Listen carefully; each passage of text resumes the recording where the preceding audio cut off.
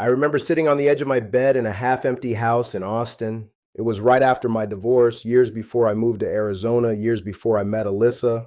The house was entirely silent, the kind of heavy silence that rings in your ears. I was staring at the glowing screen of a laptop in the dark, and I realized with a cold, sinking feeling in the center of my chest that I felt absolutely nothing.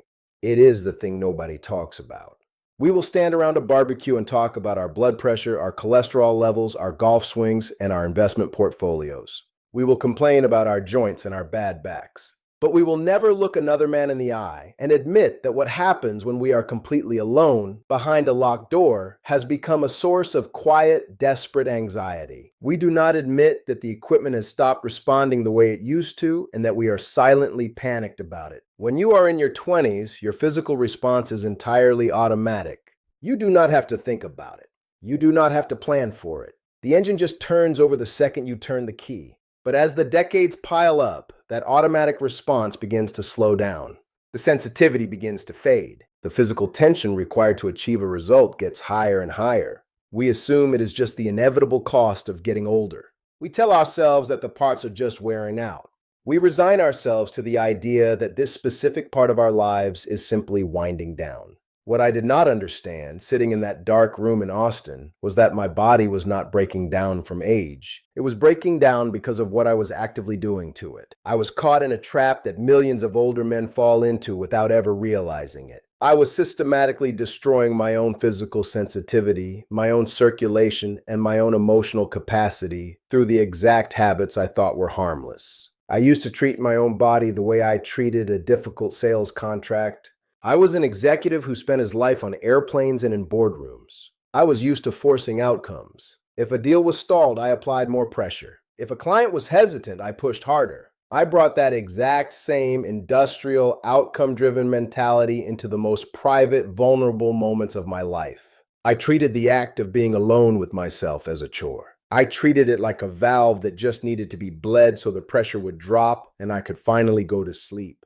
I wanted it over with. I would rush through it. 5 minutes, maybe 10 minutes, just checking a box so I could shut my brain off. When you rush a physical system that is already aging, you are doing the equivalent of hitting the gas pedal on a cold engine while the parking brake is still firmly engaged. I was spiking my nervous system, flooding it with sudden tension, and denying it the slow, deliberate warm-up it actually required to function. I was not giving the blood enough time to actually fill the vessels. When the body did not respond to this rushed timeline, when the feeling was dull and the response was weak, my immediate instinct was to use more force. If a gear is not turning, you apply more torque.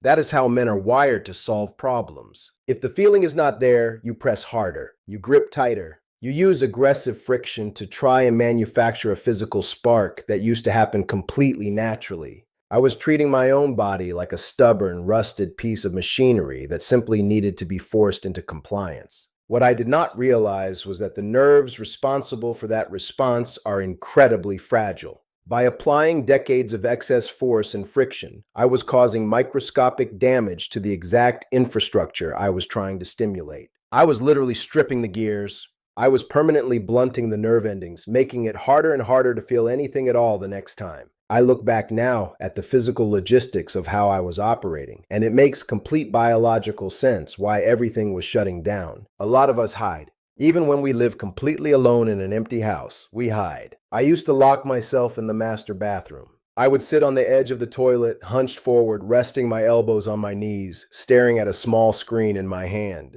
I thought it was just a practical private location. I thought it was harmless. If you take a heavy-duty garden hose with water flowing through it and you bend it sharply in the middle, the flow completely stops. The pressure on the other side of the bend drops to zero. That is exactly what I was doing to my own internal pipeline. By sitting hunched over in that specific posture, compressing my midsection and my groin, I was physically clamping down on the main arteries that feed the lower half of the body. I was demanding a high-performance physical response while simultaneously cutting off the exact blood supply required to make that response happen. I was starving the engine of fuel while yelling at it to start. The pelvic region needs space, it needs oxygen, and it needs unrestricted circulation to operate. I was giving it none of those things. I also had no idea that I had completely abandoned the physical foundation of my own body. If you spend 30 years sitting in executive leather chairs, sterile conference rooms, and cramped first-class airplane seats, the muscles at the very base of your torso simply stop working.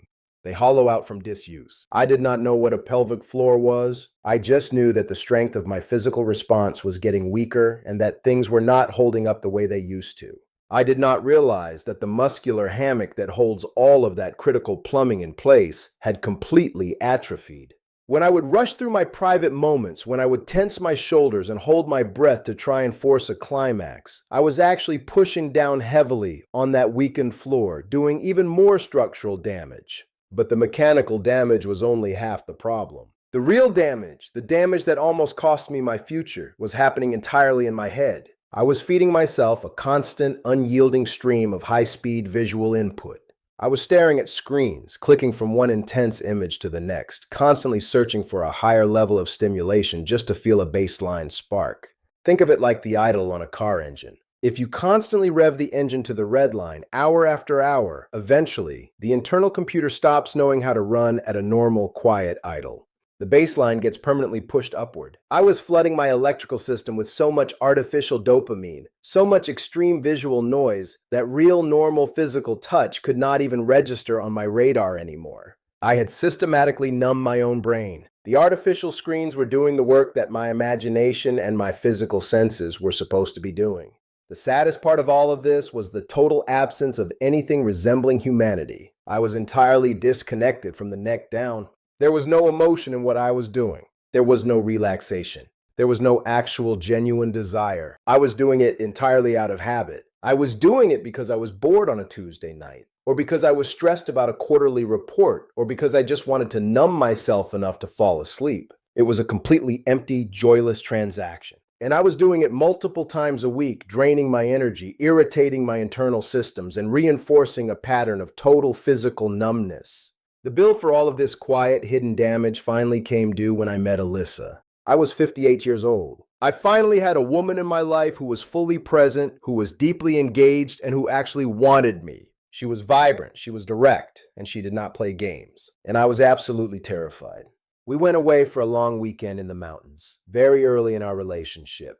The room was dark, the fireplace was quiet, and she was right there next to me. And I realized, with a wave of cold panic, that my body was so accustomed to the artificial screens, the rushed friction, and the tense, hunched posture of my solo habits, that I did not know how to respond to a real, breathing woman lying right next to me. I had trained my body to only respond to extremes. I had trapped myself in a solo routine that was completely biologically incompatible with actual intimacy. I could not feel her touch because I had spent a decade burning out my own receptors. Alyssa is a former interior design consultant. She makes a living looking at spaces and seeing exactly what is fundamentally wrong with them. She feels the energy in a room immediately. She knew instantly that I was completely trapped in my own head. She did not shame me. She did not create a dramatic argument.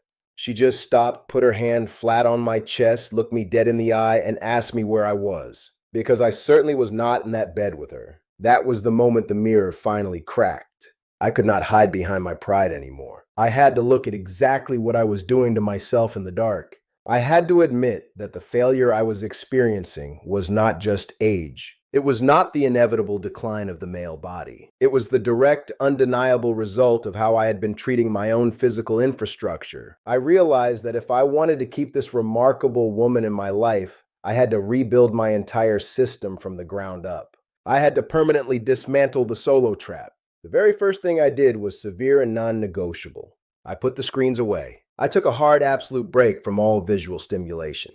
I took the laptop out of my bedroom. I left my phone charging in the kitchen overnight.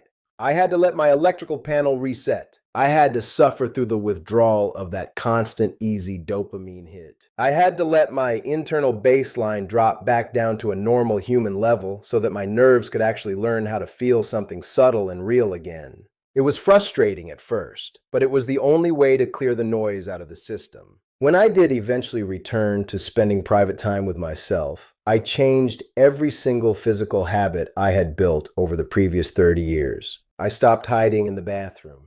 I stopped treating the toilet like a sanctuary. I completely stopped sitting hunched over, compressing my own circulation. If I was going to spend time connecting with my own body, I did it lying flat on my back or comfortably reclined. I gave my physical infrastructure the space it needed to breathe. I opened the pipeline so the blood could actually flow without restriction. I stopped rushing. I stopped treating my body like a sales quota I had to hit before midnight. I took the intense pressure off the process. I took the clock completely out of the room. I learned how to let my heart rate rise slowly, naturally, instead of spiking it with anxiety and tension. I had to aggressively unlearn the instinct to use force. When you stop rushing and when you take away the artificial screens, you realize you do not need to grip so tight. You do not need to strip the gears. I had to learn how to use gentle, intentional movement instead of just brutal industrial friction. I had to let the body respond on its own biological timeline instead of trying to beat it into compliance. I also had to rebuild the physical foundation that I had let rot away. I learned how to locate those hidden muscles at the base of my system, the exact same muscles you would use to stop the flow of water. I started practicing engaging those muscles quietly throughout the day. When I was stuck in afternoon traffic on the Loop 101 in Scottsdale, or when I was just sitting quietly at my desk reading emails, I would gently hold that internal tension for 3 or 4 seconds and then slowly release it. I started bringing that exact same intentional control back into my private moments. I stopped pushing down with tension and I started pulling up with control. I changed the rhythm of my life entirely. I stopped doing it every single day just out of sheer boredom. I stopped going weeks without it out of depression.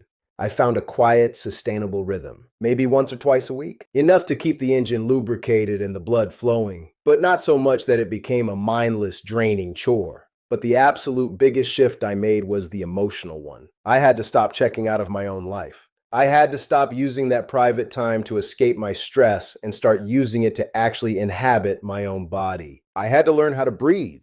Deep, slow breaths that told my nervous system that I was safe, that I was not in a rush, and that I was actually present. I had to stop treating it as a mechanical release and start treating it as a way to maintain the connection to my own vitality. I talk to men my age now. I have friends I used to travel with. Guys who are incredibly successful on paper, who will quietly complain over a beer about losing their drive. They complain about the equipment failing. They make cynical jokes about getting old and irrelevant. But if you listen closely, you can hear the quiet, desperate panic underneath the humor. I tell them exactly what I am telling you right now. You are not broken. You are simply evolving, and your body is demanding a completely different kind of maintenance than it did 20 years ago.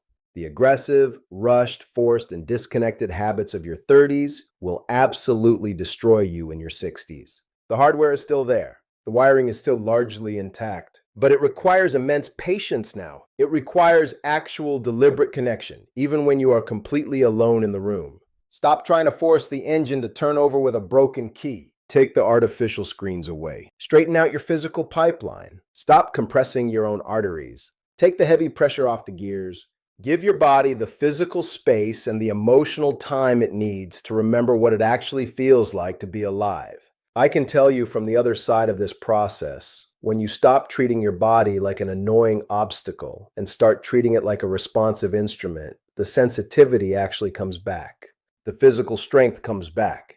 The quiet, grounded confidence of knowing you are fully operational comes back. Do not settle for a deadened, numb, disconnected existence just because the calendar says you have crossed 50. Your body is listening to exactly how you treat it in the dark. It is time to start sending it a much better message. I will see you next time.